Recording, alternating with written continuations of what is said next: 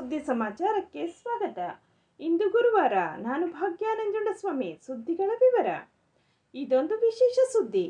ಭದ್ರಾ ಹಿನ್ನೀರಿನಲ್ಲಿ ಮುಳುಗಿದ್ದ ಸೇತುವೆ ಗೋಚರ. 1960ರ ಸುಮಾರಿಗೆ ಲಕ್ವಳ್ಳಿ ಡ್ಯಾಮ್ ಆದ ನಂತರ ಭದ್ರಾ ಹಿನ್ನೀರಿನಲ್ಲಿ ಮುಳುಗಡೆಯಾಗಿದ್ದ ಬ್ರಿಟಿಷರ ಕಾಲದಲ್ಲಿ 1901ರಲ್ಲಿ ಕಟ್ಟಿದ್ದ ಇತಿಹಾಸ ಪ್ರಸಿದ್ಧ ತಡಸಾ ಸೇತುವೆಯ ಅರ್ಧ ಭಾಗ ಈಗ ಗೋಚರವಾಗುತ್ತಿದೆ. ನರಸಿಂಹರಾಜಪುರ ಪಟ್ಟಣದ ಪ್ರವಾಸಿ ಮಂದಿರ ಸಮೀಪದಿಂದ ಜೈಲ್ ರಸ್ತೆ ಮಾರ್ಗವಾಗಿ 4 ಕಿಲೋಮೀಟರ್ ದೂರ ಸಾಗಿದರೆ ಭದ್ರಾ ಹಿನ್ನೀರು ಗೋಚರವಾಗುತ್ತದೆ. ಇದೇ ಮಾರ್ಗವಾಗಿ ಹಿಂದೆ ತರೀಕೆರೆಗೆ ಕೇವಲ 16 ಕಿಲೋಮೀಟರ್ಗೆ ತಲುಪಬಹುದಿತ್ತು.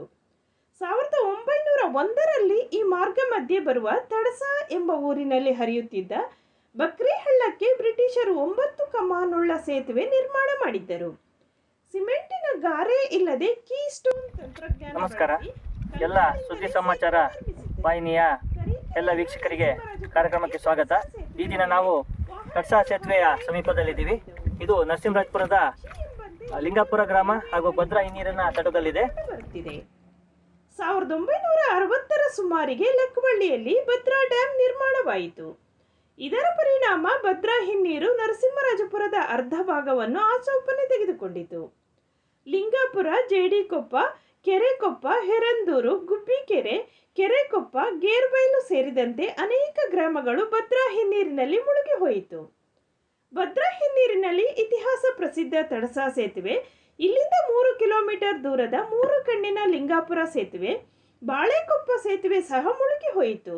ಜೊತೆಗೆ ವಿವಿಧ ಗ್ರಾಮಗಳಲ್ಲಿ ಬಾಳಿ ಬದುಕಿದ್ದ ನೂರಾರು ಕುಟುಂಬದವರು ತಮ್ಮ ತೋಟ ಗದ್ದೆ ಬಿಟ್ಟು ಭದ್ರಾವತಿ, ಶಿವಮೊಗ್ಗ, ಲಕ್ವಳ್ಳಿ ಹಾಗೂ ನರಸಿಂಹರಾಜಪುರ ತಾಲೂಕಿನ ವಿವಿಧ ಗ್ರಾಮಗಳಿಗೆ ಸ್ಥಳಾಂತರಗೊಂಡರು. ಭದ್ರಾ ಅಣೆಕಟ್ಟಿನಿಂದ ಭದ್ರಾ ಹಿನ್ನೀರಿನಲ್ಲಿ ಮನೆ ಜಮೀನು ಕಳೆದುಕೊಂಡ ಜನರು ಕೆಲವು ವರ್ಷಗಳ ನಂತರ ಇತಿಹಾಸದ ಕಹಿ ನೆನಪನ್ನು ಮರೆತು ವಾಸ್ತವ ಪ್ರಪಂಚಕ್ಕೆ ಹೊಂದಿಕೊಂಡು ಕಾಲ ಕಳೆಯುತ್ತಿದ್ದರು.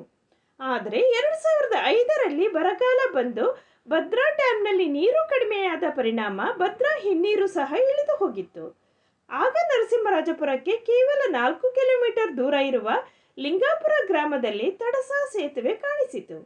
ಆಗ ಮುಳುಗಡೆಯ ಪ್ರದೇಶದ ಜನರಿಗೆ ನೆನಪುಗಳು ಮತ್ತೆ ಕೆದಕಿ ತಾವು ಬಾಳಿ ಬದುಕಿದ ಜಾಗ ತಡಸಾ ಸೇತುವೆ, 3 ಕಣ್ಣಿನ ಲಿಂಗಾಪುರ ಸೇತುವೆ ವೀಕ್ಷಣೆಗೆ ತಂಡೋಪತಂಡವಾಗಿ ಬಂದು ವೀಕ್ಷಣೆ ಮಾಡಿದರು. ಇದರಿಂದಾಗಿ ಬ್ರಿಟಿಷರು ಕಟ್ಟಿದ್ದ ನೂರಾರು ವರ್ಷದ ತಂತ್ರಜ್ಞಾನ ಸೇತುವೆ ನೋಡಲು ಪ್ರವಾಸಿಗರು ಸಹ ಬಂದು ವೀಕ್ಷಿಸಿದರು. ನಟ ಸುದೀಪ್ ನಟಿಸಿದ ಪಾರ್ಥ ಸಿನಿಮಾದ ಶೂಟಿಂಗ್ ಅನ್ನು ತಡಸಾ ಸೇತುವೆ ಮೇಲೆ ನಡೆಸಲಾಯಿತು. ಆ ವರ್ಷವೇ ತಡಸಾ ಸೇತುವೆ ಜನಪ್ರಿಯ ಸೇತುವೆಯಾಯಿತು.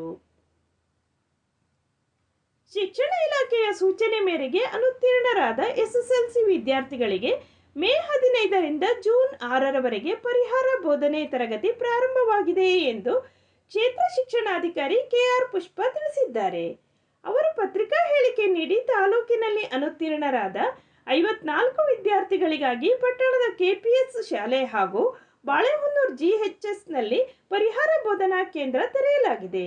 ಜೂನ್ 7ರಂದು ಪರೀಕ್ಷೆ ನಡೆಯಲಿದೆ. ಎಲ್ಲ ಅನುತ್ತೀರ್ಣರಾದ ವಿದ್ಯಾರ್ಥಿಗಳು ಇದರ ಪ್ರಯೋಜನ ಪಡೆದುಕೊಳ್ಳಬೇಕು ಹಾಗೂ ವಿದ್ಯಾರ್ಥಿಗಳ ಪೋಷಕರು ಸಹ ಸಹಕಾರ ನೀಡಬೇಕು ಎಂದವರು ಮನವಿ ಮಾಡಿದ್ದಾರೆ. ನರಪುರ ತಾಲೂಕಿನಲ್ಲಿ ಅನುತ್ತೀರ್ಣರಾದ 54 ಜನ ವಿದ್ಯಾರ್ಥಿಗಳಿಗೆ 2 ಪರಿಹಾರ ಬೋಧನಾ ಕೇಂದ್ರಗಳನ್ನು ಅಂದರೆ ಕೆಪಿಎಸ್ ನಾರಾಪುರದಲ್ಲಿ 1 ಪರಿಹಾರ ಬೋಧನಾ ಕೇಂದ್ರ. ಸೇವೆ ಎಂಬುದು ಯಾವುದೇ ಸಂಭಾವನೆ ಪಡೆಯದೆ ನಿರ್ವಹಿಸುವ ಕಾರ್ಯವಾಗಿದ್ದು ವಿದ್ಯಾರ್ಥಿಗಳು ಕಾಲೇಜು ದಿನಗಳಲ್ಲಿಯೇ ಸೇವಾ ಮನೋಭಾವನೆ ಬೆಳೆಸಿಕೊಳ್ಳಬೇಕು ಎಂದು ಸಿವಿಲ್ ನ್ಯಾಯಾಧೀಶ ದಾಸರಿ ಕ್ರಾಂತಿ ಕಿರಣ್ ಕರೆ ನೀಡಿದರು. ಅವರು ಮಂಗಳವಾರ ಸಂಜೆ ತಾಲೂಕಿನ ಹೊನ್ನೇಕುಡಿಗೆ ಗ್ರಾಮದಲ್ಲಿ ಆರಂಭವಾದ ಸರ್ಕಾರಿ ಪ್ರಥಮ ದರ್ಜೆ ಕಾಲೇಜಿನ ರಾಷ್ಟ್ರೀಯ ಸೇವಾ ಯೋಜನೆಯ ವಾರ್ಷಿಕ ವಿಶೇಷ ಶಿಬಿರ ಉದ್ಘಾಟಿಸಿ ಮಾತನಾಡಿದರು. ವಿದ್ಯಾರ್ಥಿಗಳು 4 ಗೋಡೆಯ ಮಧ್ಯೆ ಕಲಿಯುವ ಶಿಕ್ಷಣದ ಜೊತೆಗೆ ಸಮಾಜಮುಖಿಯಾಗಿ ಕಾರ್ಯನಿರ್ವಹಿಸಲು ಸೇವಾ ಮನೋಭಾವವು ಮುಖ್ಯವಾಗಿದೆ. ರಾಷ್ಟ್ರೀಯ ಸೇವಾ ಯೋಜನೆಯ ಶಿಬಿರವೂ ಸೇರಿದಂತೆ ಯಾವುದೇ ಶಿಬಿರಗಳು ವ್ಯಕ್ತಿತ್ವ ವಿಕಸನಗೊಳ್ಳಲು ಪೂರಕವಾಗಿರುತ್ತದೆ ಎಂದರು. ಅತಿಥಿಯಾಗಿದ್ದ ಸರ್ಕಾರಿ ಪ್ರಥಮ ದರ್ಜೆ ಕಾಲೇಜಿನ ಅಭಿವೃದ್ಧಿ ಸಮಿತಿಯ ಕಾರ್ಯಾಧ್ಯಕ್ಷ ಪ್ರಶಾಂತ್ ಎಲ್ ಶೆಟ್ಟಿ, ತಾಲೂಕು ವಕೀಲರ ಸಂಘದ ಅಧ್ಯಕ್ಷ ಎಸ್ ಸಂತೋಷ್ ಕುಮಾರ್ ಮಾತನಾಡಿದರು. ರಾಷ್ಟ್ರೀಯ ಸೇವಾ ಯೋಜನಾ ಕಾರ್ಯಕ್ರಮದ ಅಧಿಕಾರಿ ರುಕಿಯತ್ ಪ್ರಾಸ್ತಾವಿಕವಾಗಿ ಮಾತನಾಡಿದರು. ಸಭೆಯ ಅಧ್ಯಕ್ಷತೆಯನ್ನು ಕಾಲೇಜು ಪ್ರಾಂಶುಪಾಲ ಧನಂಜಯ ವಹಿಸಿದ್ದರು. ಅತಿಥಿಗಳಾಗಿ ಸೋಷಿಯಲ್ ವೆಲ್ಫೇರ್ ಸೊಸೈಟಿಯ ನಿರ್ದೇಶಕ ಫಾದರ್ ಜೋವಿಶ್, ಕಾಲೇಜು ಅಭಿವೃದ್ಧಿ ಸಮಿತಿಯ ಸದಸ್ಯ ದೇವಂತ್, ಹೊನ್ನೇಕುಡಿಗೆ ಗ್ರಾಮ ಪಂಚಾಯಿತಿ ಅಧ್ಯಕ್ಷೆ ಕೆ ವೀಣಾ, ಸದಸ್ಯೆ ಕೆ ಸರಸ್ವತಿ, ಕೆಎನ್ ಮಂಜುನಾಥ್, ಶಾಲಾಭಿವೃದ್ಧಿ ಸಮಿತಿ ಅಧ್ಯಕ್ಷೆ ಸುಮತಿ, ಮುಖ್ಯ ಶಿಕ್ಷಕ ರಾಜಪ್ಪ, ವಕೀಲರ ಸಂಘದ ಕಾರ್ಯದರ್ಶಿ ದೇವೇಂದ್ರ, ವಕೀಲ ಪೌಲ್ ಚೆರಿಯನ್, ರಾಷ್ಟ್ರೀಯ ಸೇವಾ ಯೋಜನೆಯ ಕಾರ್ಯಕ್ರಮ ಅಧಿಕಾರಿ ಎಂಎಚ್ ವಿಶ್ವನಾಥ್ ಇದ್ದರು. ವಂದನೆಗಳು.